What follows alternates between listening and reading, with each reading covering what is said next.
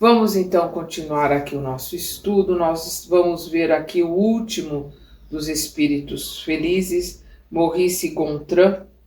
Foi filho único, falecido com 18 anos, de uma afecção do pulmão.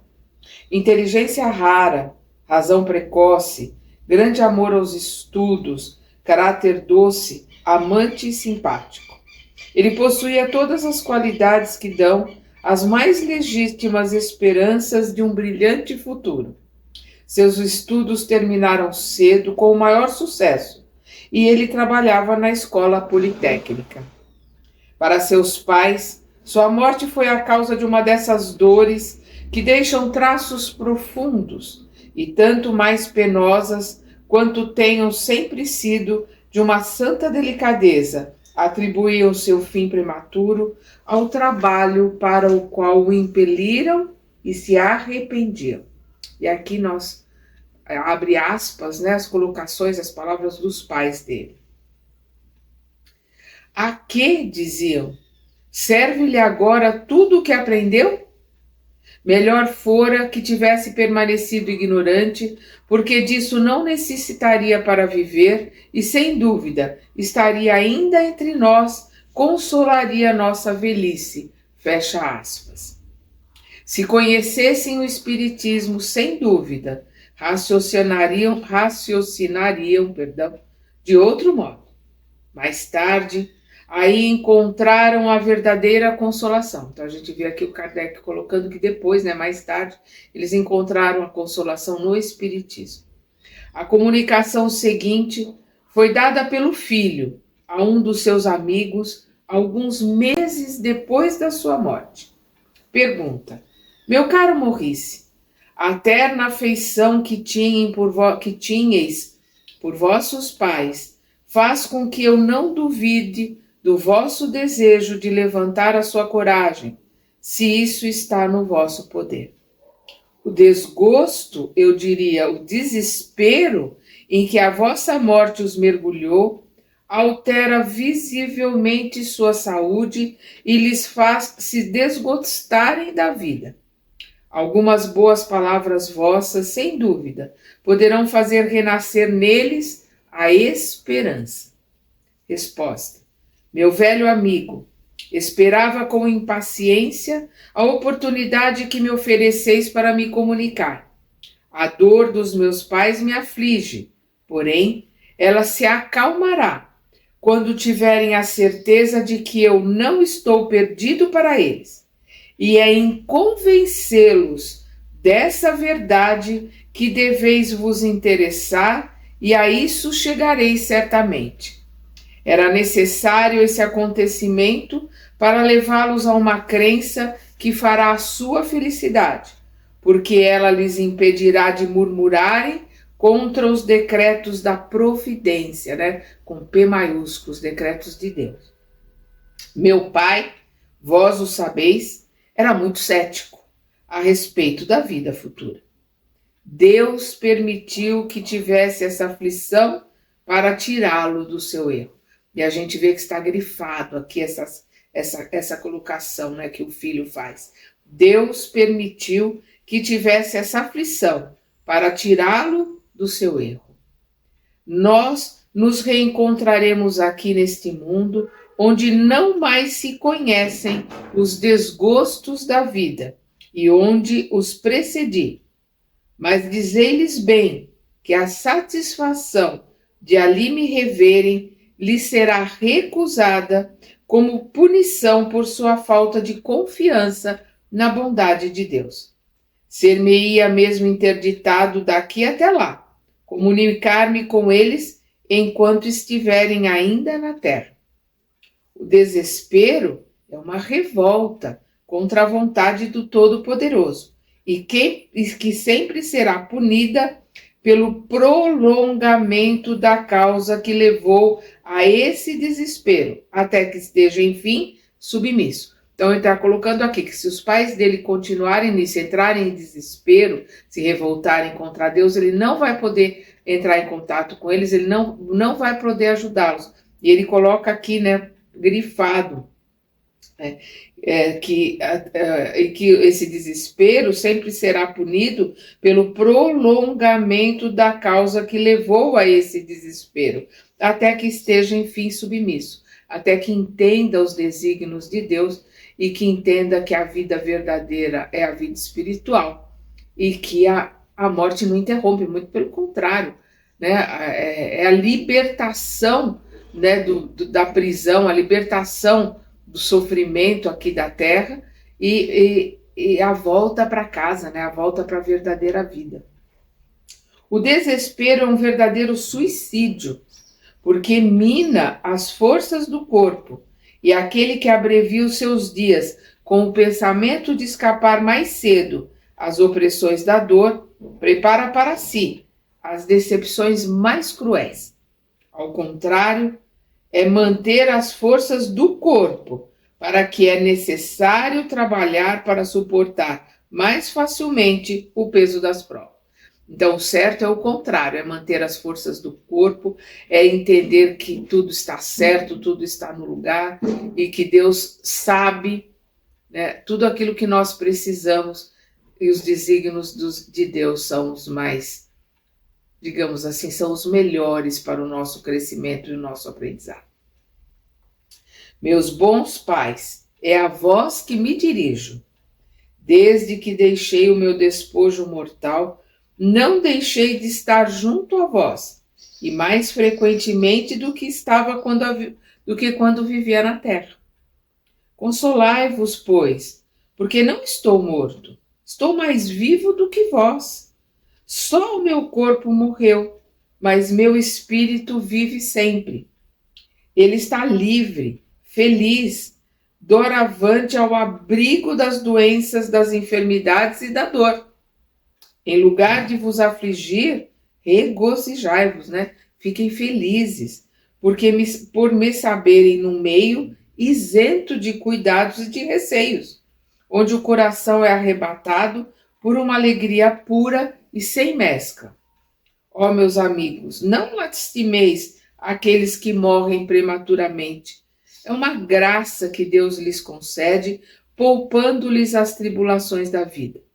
Minha existência desta vez não deveria prolongar-se por mais tempo na terra.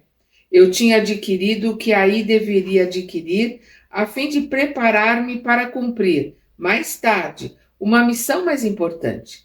Se tivesse vivido por longos anos, sabeis a quais perigos, às quais seduções estaria exposto? Sabeis que, se não estando ainda bastante forte para resistir, houvesse sucumbido, isso poderia ser para mim um atraso de vários séculos? Por que, pois, lamentais o que me é vantajoso? Uma dor inconsolável neste caso acusaria uma falta de fé e não poderia ser legitimada senão pela crença no nada. Então, achar que tudo acaba com a morte é uma falta de fé e só é legitimada pela crença do nada, ou seja, pelo materialismo. Sim, são para se lamentar aqueles que têm essa crença desesperante, porque para eles não há consolação possível. Então tem que se lamentar os que são materialistas, porque para eles não tem consolação. Os seres queridos estão perdidos sem retorno. A tumba levou-lhes a última esperança. Para o materialista, realmente acabou, não tem mais esperança, né, no luto por um filho que desencarna cedo. Pergunta: vossa morte foi dolorosa? Resposta: não, meu amigo. Não sofri senão antes de morrer com a moléstia que me arrebatou. Mas esse sofrimento diminuía à medida que o último momento se aproximava. Então, o sofrimento foi diminuindo, ele até grifa aqui, conforme a morte foi ficando cada vez mais próxima, né? O desencarne. Depois, uma luz, e dormi, sem pensar na morte. Sonhei. Um sonho delicioso. Sonhava que estava curado, não sofria mais, respirava a pleno pulmões e com volúpia. Um ar embalsamado e fortificante era transportado através do espaço por uma força desconhecida. Uma luz brilhante resplandecia ao meu redor, mas sem cansar a minha visão. Vi meu avô. Ele não tinha mais o rosto descarnado, com um ar de frescor e de juventude. Estendeu-me os braços e apertou-me com efusão sobre o seu coração. Uma multidão de outras pessoas com semblantes risonhos acompanhavam. Todos me acolhiam com bondade e benevolência. Parecia-me reconhecê-las, estava feliz por revê-las, e todos juntos trocamos palavras e testemunhos de amizade. Pois bem, o que eu acreditava ser um sonho era na realidade. Perdão. Pois bem, o que eu acreditava ser um sonho era a realidade. Não mais deveria despertar na terra. Eu estava desperto no mundo dos espíritos. Ele achou que estava sonhando, mas na realidade, né, ele tinha desencarnado. Pergunta: a vossa moléstia fora causada pela vossa muito grande assiduidade ao estudo? Resposta: oh, não. Disso estejais bem persuadidos, né? Tenha certeza que não foi isso. Né? Ninguém passa por uma situação tão grave assim que leva à desencarnação se não está programado, né? Está no roteiro, no planejamento.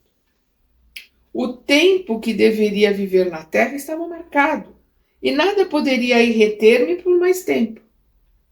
Nós sabemos, estudando principalmente as obras de André Luiz, que nós temos, né, um tempo determinado na nossa reencarnação. A gente vai ver no capítulo 12, principalmente no capítulo 13 do Missionários da Luz, nós temos aqui no canal, é só buscar lá na playlist, nós vamos ver que todos nós temos no plano reencarnatório quanto tempo nós vamos viver aqui na Terra. Da mesma forma que o mergulhador tem ali o quanto de oxigênio ele tem, nós temos fluido vital por um determinado tempo. Então, inconscientemente, todos nós sabemos quando tá chegando o nosso final, quando está terminando, né, o nosso prazo de reencarne aqui na Terra. Não ser, é claro, quando se vai antes do tempo, quando se é suicida inconsciente, quando não se cuida do corpo, não cuida da alimentação, a pessoa fuma, bebe, usa droga, não dorme direito, é estressado, né? Então vai destruindo o corpo, vai consumindo energia vital, mas o corpo vai ser mais do que a energia vital que é consumida, o corpo vai se desgastando de uma tal forma pelo estresse, pelo álcool, pelo excesso de sal, excesso de açúcar, por droga, por uma série de situações criadas nesta encarnação e criadas pelo livre-arbítrio, que a pessoa vai antes do tempo. E aí ela é um suicídio inconsciente, mas é uma forma de suicídio. Ela vai antes do tempo que estava predeterminado. Mas se nós respeitamos o corpo, cuidamos bem dele, se nós cuidamos da nossa alimentação mental, alimentação psíquica, alimentação espiritual e alimentação do corpo, se nós cuidamos do corpo com comida de verdade, se nós cuidamos do corpo com estudo, bons pensamentos, né, meditação, oração, aí nós, que nem a vela, que ela só vai apagar quando acabar o pavio.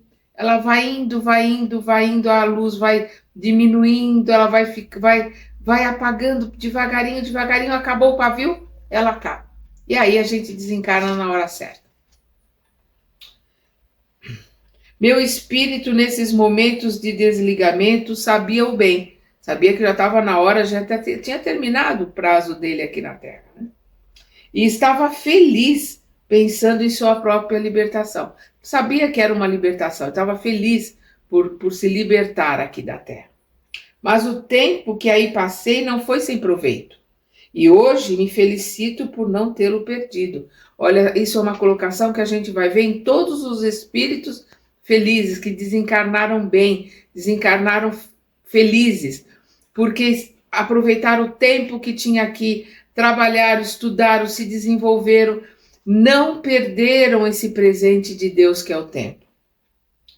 Os estudos sérios que fiz fortificaram a minha alma e aumentaram os meus conhecimentos.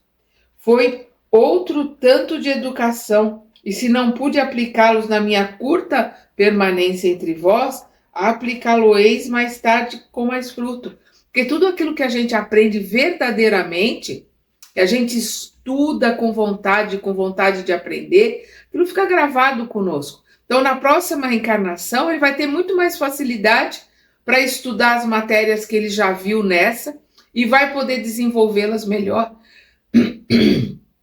Perdão, e vai poder trabalhar naquilo, né, na engenharia, pelo jeito, né, ele estava na escola politécnica, então ele vai trabalhar na engenharia como um profissional muito melhor, por já estar talvez na segunda ou talvez até terceira encarnação, estudando ali para poder trabalhar como engenheiro.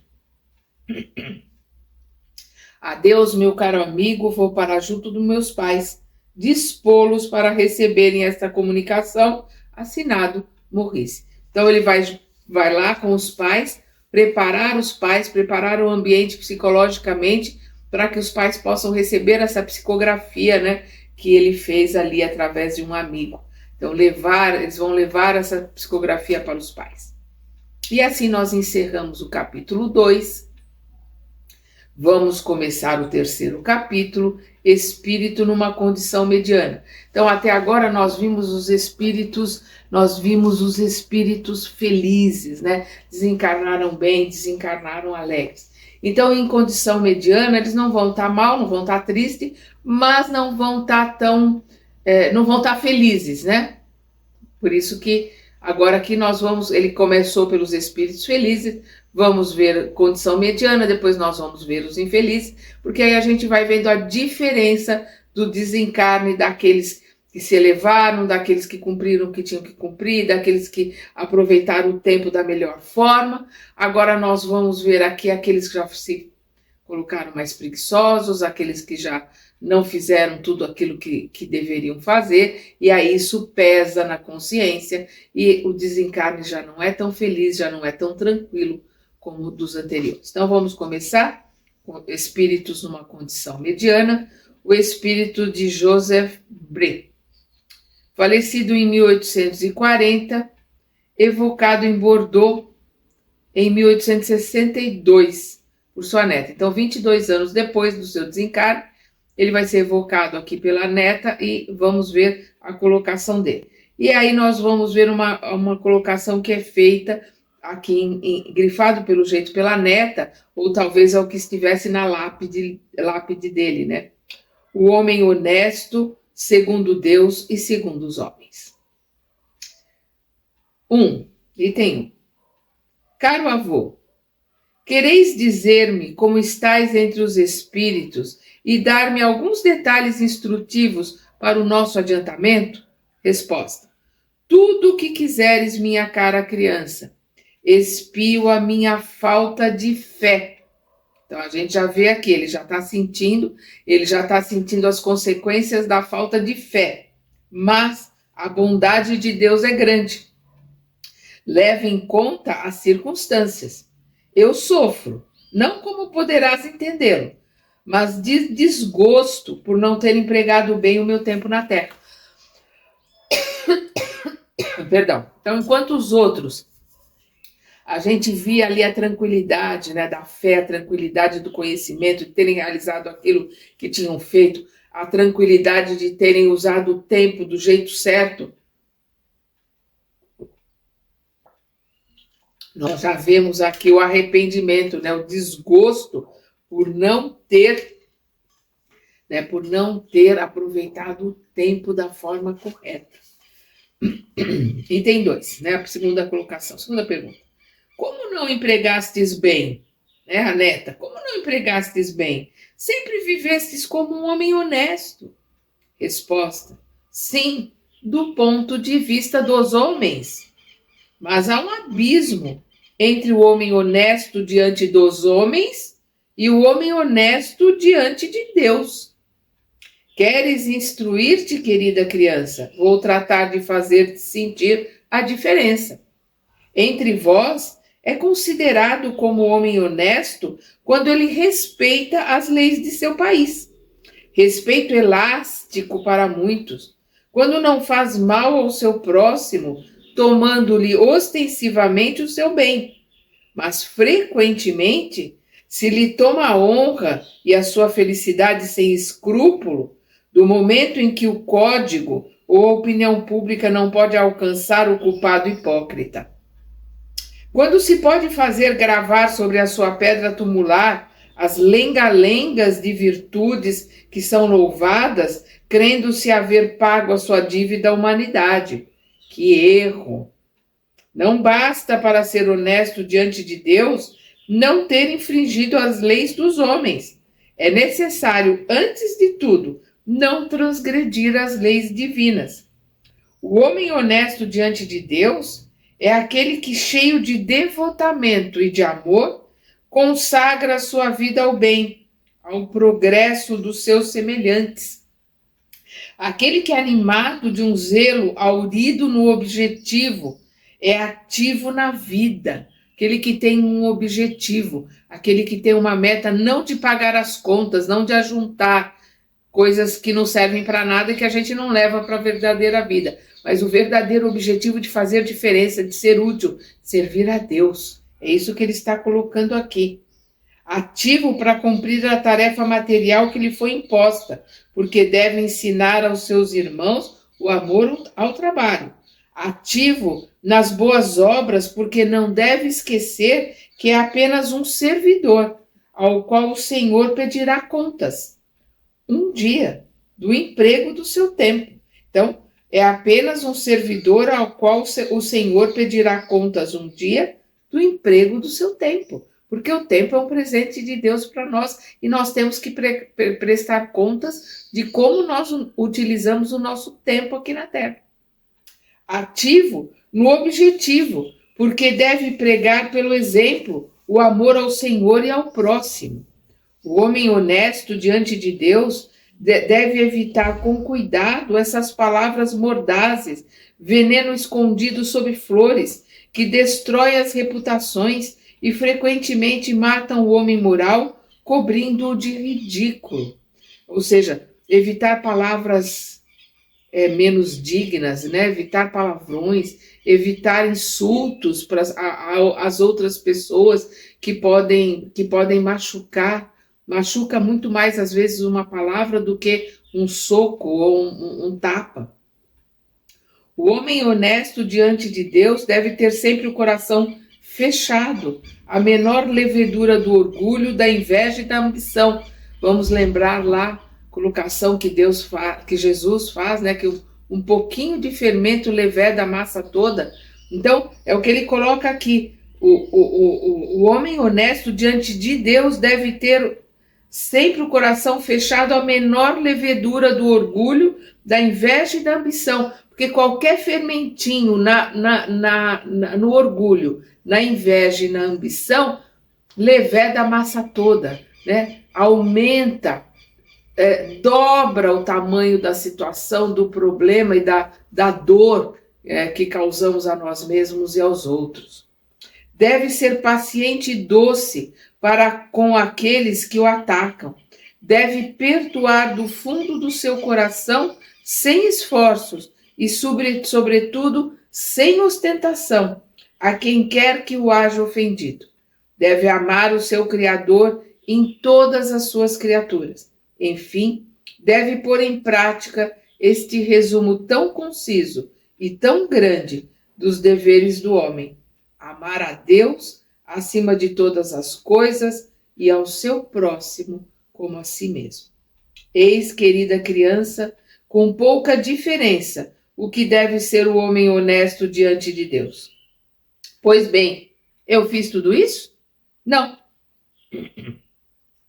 Faltei a muitas dessas condições, e eu o confesso aqui sem corar.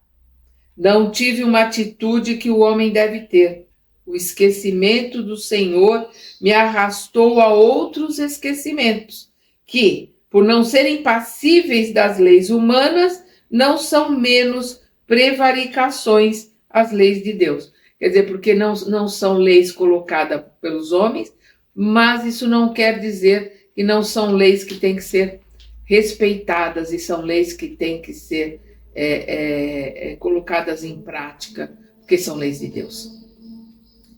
Sofri bastante com isso quando o senti. Quando desencarnou, ele viu o tamanho do problema, o tamanho do que ele deixou de fazer, deixou de realizar, o quanto tempo que ele perdeu. Eis porque espero hoje, mas com a consoladora esperança na bondade de Deus, que vê o meu arrependimento. Então, ele espera ali, né, poder se ressarcir, poder fazer de novo, poder acertar as coisas. Por isso que ele diz aqui, né, mas com a consoladora esperança na bondade de Deus, que vê o meu arrependimento. Ele espera poder acertar isso. Vai voltar, né, e poder realizar o que não realizou. Conta-lhes, cara criança, repete aqueles que têm a consciência pesada, que cubram as suas faltas à força de boas obras, a fim de que a misericórdia divina estenda sobre eles. Seus olhos paternais contarão as expiações, e a sua mão poderosa apagará as faltas. Ou seja, como disse Pedro, a caridade, o amor, né? O amor cobre a multidão dos pecados. Então é o que ele está colocando aqui. Repete para as pessoas, ensina para as pessoas, principalmente os que têm a consciência pesada, que cubram as suas faltas com as boas obras, com as boas ações, né, para que a misericórdia divina estenda sobre eles, para que a misericórdia de Deus possa estender sobre nós seus olhos paternais, porque Deus é Pai de todos nós, né, e a sua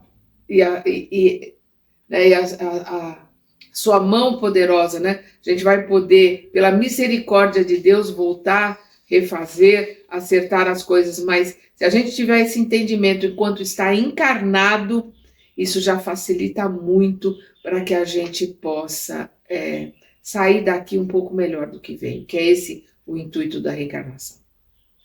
Senhora Helene Michel. Jovem de 25 anos, morta subitamente em alguns minutos em sua casa, sem sofrimentos e sem causa anterior conhecida.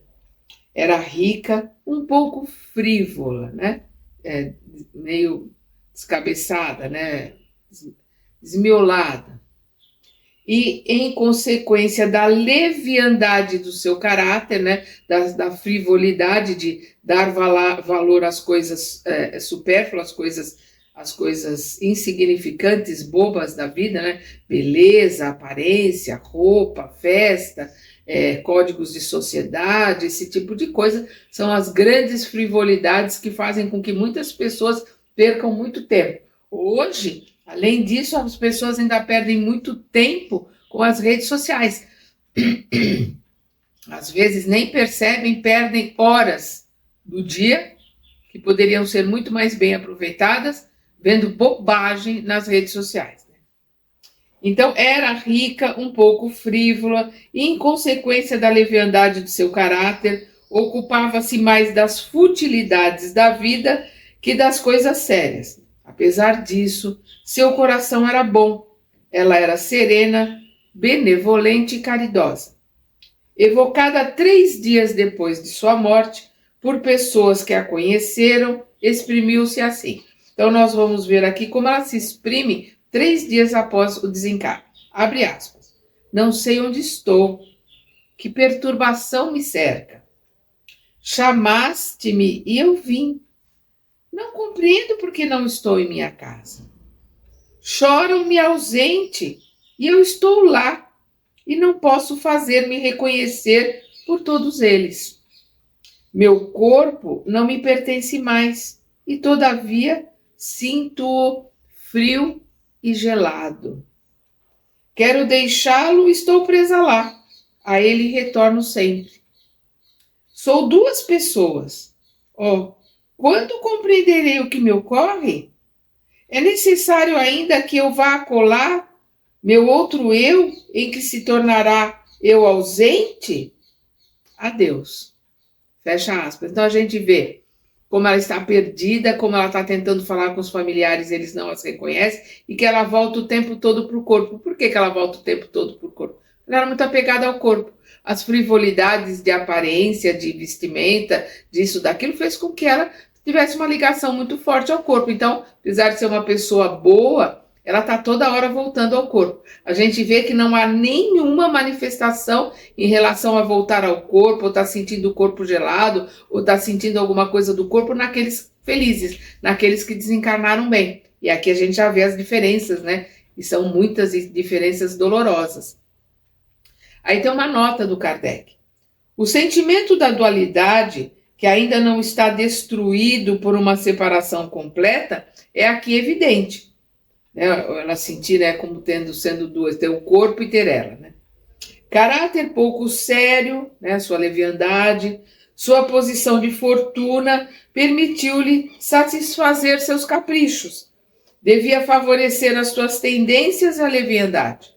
Não é, pois, de se admirar que o seu desligamento foi pouco rápido, quer dizer, foi lento, né? E que 3 dias depois de sua morte, ela se sentisse ainda ligada ao seu envoltório corpóreo. Mas, como nela não havia nenhum vício sério, e o fundo era bom, essa situação não tinha nada de muito penosa e não durou muito tempo. Evocada de novo depois de alguns dias, suas ideias já tinham mudado muito. Eis o que ela diz. Então, ali era 3 dias depois do desencarne, e aqui, alguns dias depois, nós vamos ver as colocações dela. Abre aspas. Obrigado por terem orado por mim.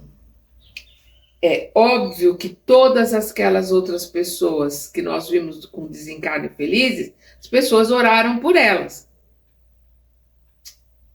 Elas sentiram essas orações, mas elas estavam tão felizes, tão alegres, estavam num lugar tão bonito, elas estavam numa posição tão bonita que sentiram, é óbvio que eram gratas para as orações, mas as orações não fizeram a diferença que faz para aqueles com problemas, para aqueles, né, como a gente vê aqui, os medianos.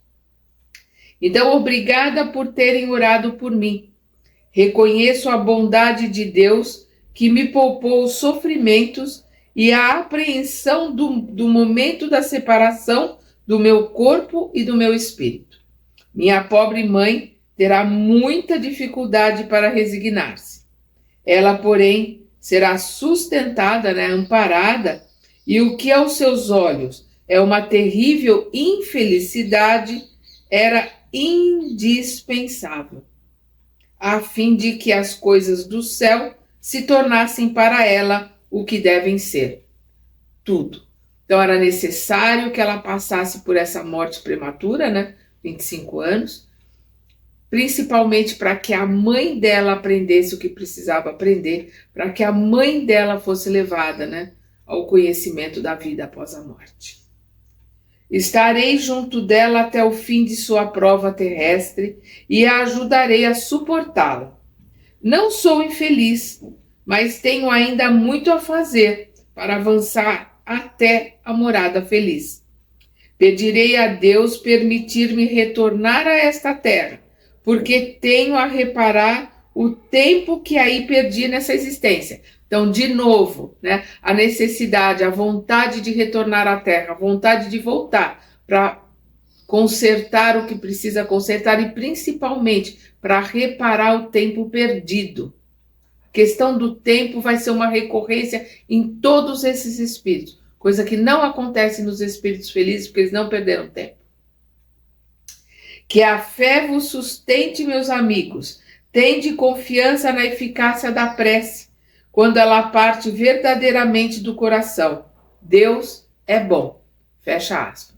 E aí a gente tem que lembrar, né, que a prece intercessória, ou seja, a prece que nós fazemos para outra pessoa, ela sempre vai ser ouvida, atendida. A gente vê nos livros do André Luiz, né, nós temos toda a coleção do André Luiz aqui no nosso canal. Nós vamos ver em todos os livros que todos os atendimentos, todos os socorros vieram através da prece intercessória.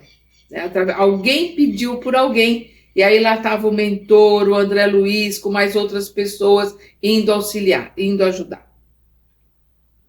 Pergunta: tivesses muito tempo para vos reconhecer? Resposta: compreendi a morte no mesmo dia em que orastes por mim. Então ela compreendeu que tinha desencarnado justamente pela oração da amiga. Pergunta: esse estado de perturbação era de sofrimento? Resposta: não, eu não sofria. Acreditava sonhar e esperava o despertar. Minha vida não foi isenta de dores, mas todo ser encarnado nesse mundo deve sofrer. Resignei-me com a vontade de Deus e isso me levou em conta. Eu vos sou reconhecida pelas preces que me ajudaram a reconhecer-me. Reconhecer, né, que tinha desencarnado, reconhecer a situação que ela estava. Obrigada. Sempre retornarei com prazer. Adeus. Assinado, Helena. E aqui nós vamos ver aqui o Marquês de Saint-Pol. Falecido em 1860, evocado a pedido de sua irmã, membro da Sociedade de Paris, né, da Sociedade, quando ele fala da Sociedade de Paris, ele está falando ali do grupo espírita, né, que é a Sociedade de Paris, em 16 de maio de 1861, ou seja, ali um ano, né, depois do seu desencarne. Item 1, evocação. Resposta: aqui estou. 2. A senhora vossa irmã pediu-nos para vos evocar, embora seja médium, mas não está ainda bastante formada para estar bem segura de si mesma. Resposta: tratarei de responder o melhor possível. Perdão. Terceira, ela deseja saber primeiro se sois feliz. Resposta: estou errante. E esse estado transitório nunca traz nem a felicidade, nem o castigo absoluto. Aí vamos lembrar que a situação de errante, o Kardec deixa bem claro, são aqueles espíritos que ainda precisam aprender, são os espíritos que precisam reencarnar. Todos nós, né? Todos nós somos errantes, a gente vai desencarnar e vai estar na erraticidade, porque com certeza, aí eu estou falando por mim, vamos precisar reencarnar de novo para acertar as arestas, para continuar aprendendo, para continuar evoluindo.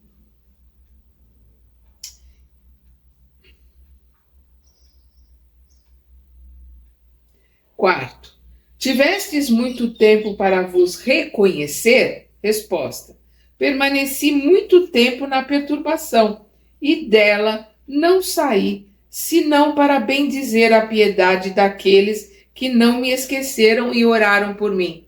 De novo, é a oração que faz com que eles possam se reconhecer desencarnados, saírem da perturbação, e a gente vê como é importante a oração para os nossos entes queridos que desencarnaram.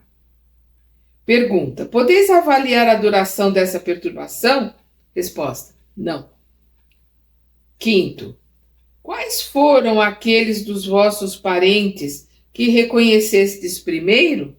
Resposta: reconheci minha mãe e meu pai, que ambos me receberam no despertar. Eles me iniciaram na vida nova. Sexta, de onde vem que no fim de vossa moléstia parecieis conversar com aqueles que tinhais amado na terra?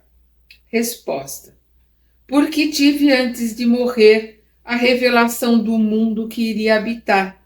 Fui vidente antes de morrer, e meus olhos foram velados na separação definitiva do corpo, porque os laços carnais eram muito vigorosos.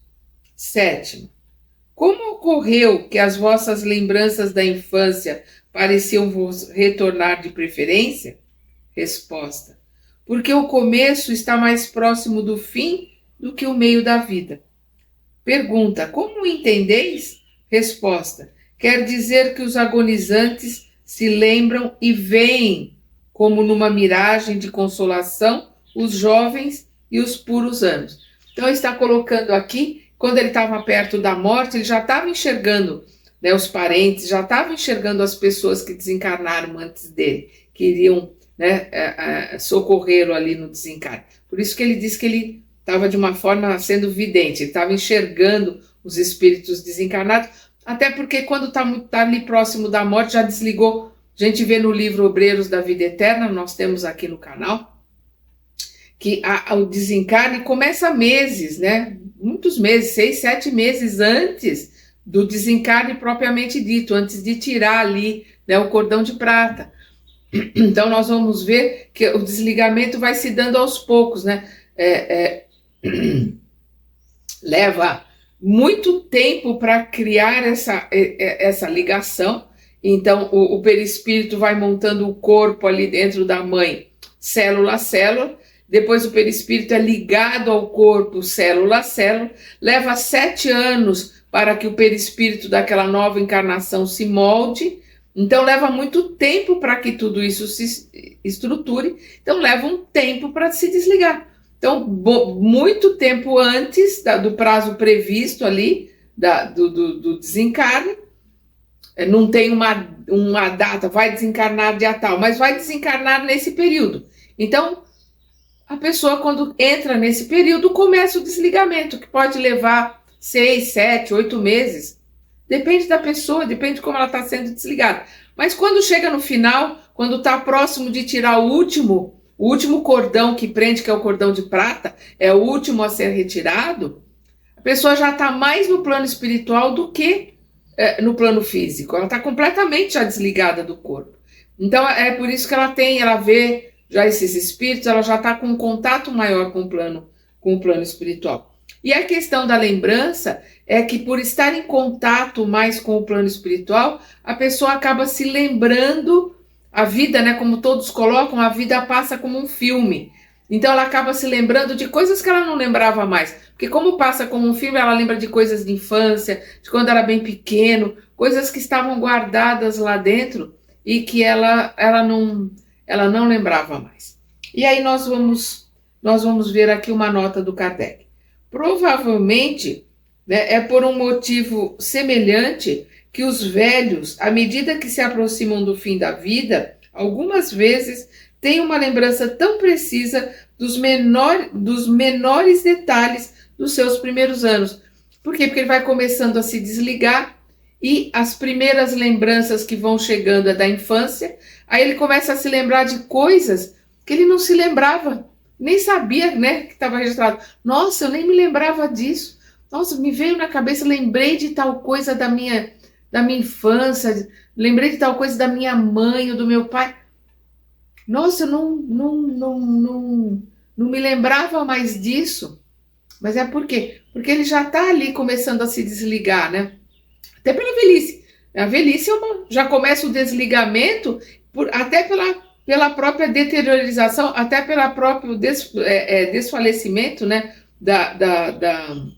do corpo. A velhice é um preparo para desencarne, vai perdendo o apetite, vai perdendo a sede, né? Vai se desligando, vai se desapegando de coisas, vai ficando mais simples, as coisas vão ficando mais simples e mais fáceis, a gente vai ficando mais leve e com menos bobagens, né? Com menos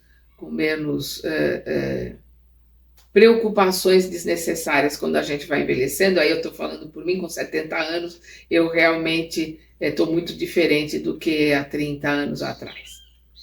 Então vamos lá, item 8.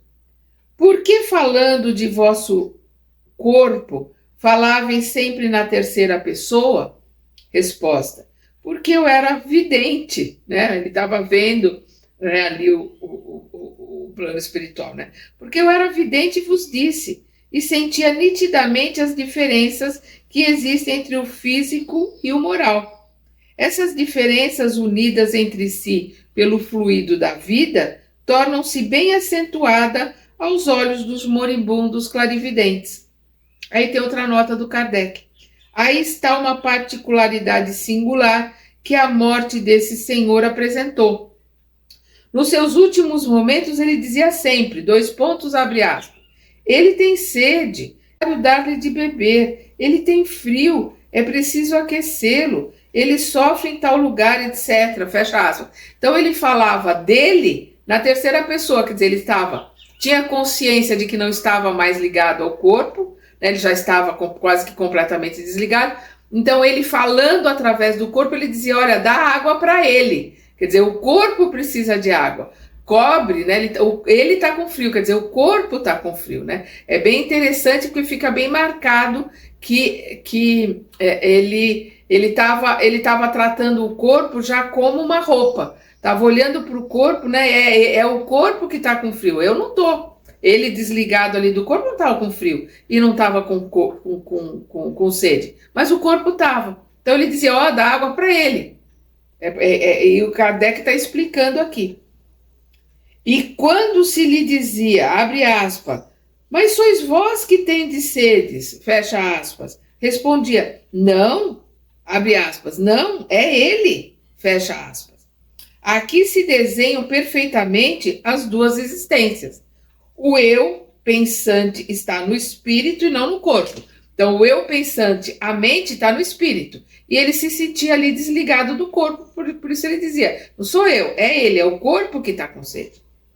O espírito já tem parte desligado, o espírito já em parte desligado, considerava o seu corpo como uma outra individualidade, que não era mais ele, propriamente falando. Era, pois, o seu corpo que era necessário dar de beber e não a ele, espírito. Este fenômeno se nota bastante em certos sonâmbulos, né?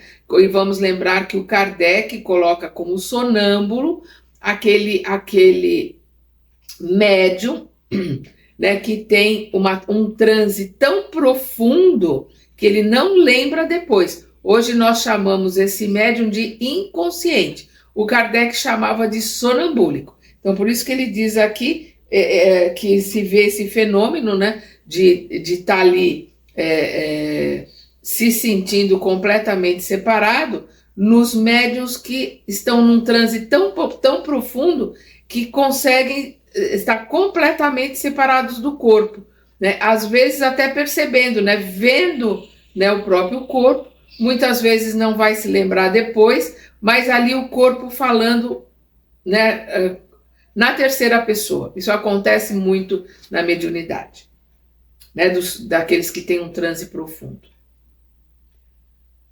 O nono item, né, a nona pergunta. O que dissestes do vosso estado errante e da duração da vossa perturbação levaria a crer que não sois muito feliz, e as vossas qualidades, no entanto, deveriam fazer supor o contrário.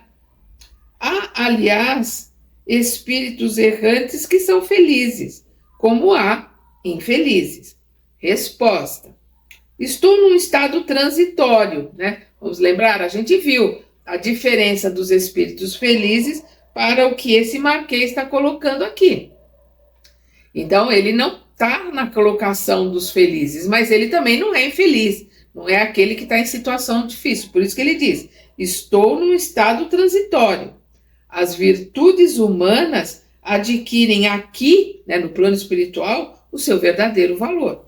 Sem dúvida, o meu estado é 1000 vezes preferível ao da encarnação terrestre. Apesar de tudo, é muito melhor ali onde ele está do que está aqui encarnado. Mas sempre carreguei em mim as aspirações do verdadeiro bem e do verdadeiro belo, e minha alma não estará satisfeita senão quando voar para os pés do Criador. Ou seja, ele não estará pleno, não estará satisfeito enquanto ele não puder evoluir, enquanto ele não puder estar em estados mais avançados. Para isso, ele vai precisar voltar, como todos nós, né? Todos nós estamos nessa situação de erraticidade, precisamos ir e voltar para aprender, para crescer, para melhorar. E aí nós vamos parar por aqui. No nosso próximo estudo, nós vamos ver o senhor Cardon, que é um médico, né? Então, até lá.